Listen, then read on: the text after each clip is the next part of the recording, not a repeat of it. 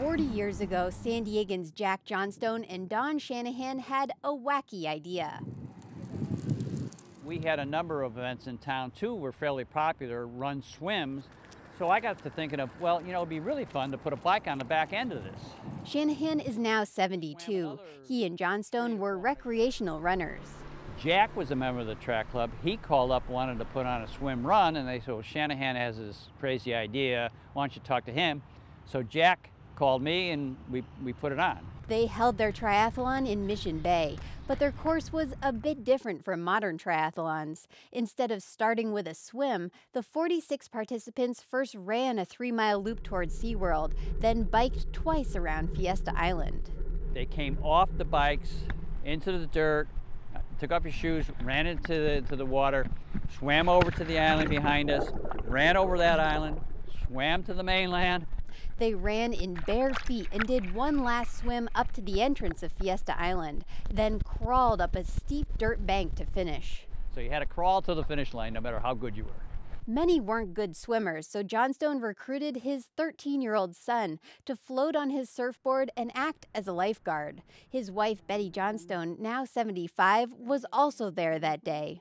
I was in charge of shoes, so I went over to where they finished their run and started the first swim, and everybody just threw their shoes in a pile, and I took all these kind of sweaty shoes and put them in big trash bags and then drove back to the finish line and just dumped them in a pile. Here the story takes a sad turn. Jack Johnstone, now 79, has Alzheimer's and is in assisted living. Betty sees him every day but says he doesn't always remember starting the first triathlon. He doesn't talk too much anymore, so I'm not really sure how much he remembers or how much he knows. She remembers when Jack first told her about the triathlon idea. And I thought it was a crazy idea, and he never thought it would go anywhere. He just thought it'd be a one-time fun event. Instead, the idea spread. More races popped up and their popularity grew.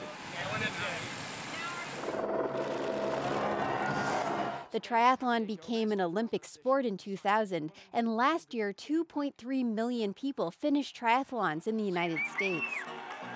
It was all on Fiesta Island, and then when we would swim, it'd be like across here and here and here. But original participants like Tom Rothar, now 72, say they didn't know then how big the sport would become. Over the years, as the triathlon was developing, I kind of remembered vaguely back in the back of my mind that I'd been in the first one, but it was not a big deal to me. Rothar misses those early, simpler days. You go to a triathlon now and you look at these high-tech, very, very expensive bikes.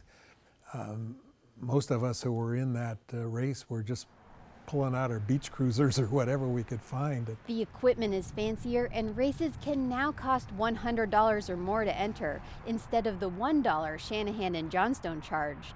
But people of all abilities compete, and Shanahan is glad he helped create something that promotes exercise.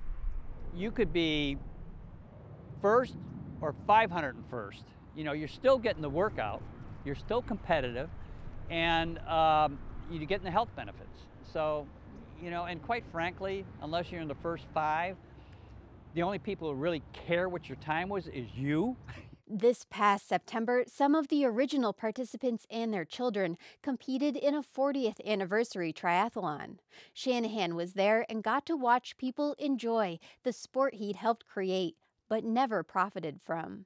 People have said, why haven't you trademarked it? And it didn't even occur to me, because you've got events that are a run bike that haven't exploded. You've got run swim that really haven't exploded. And this exploded.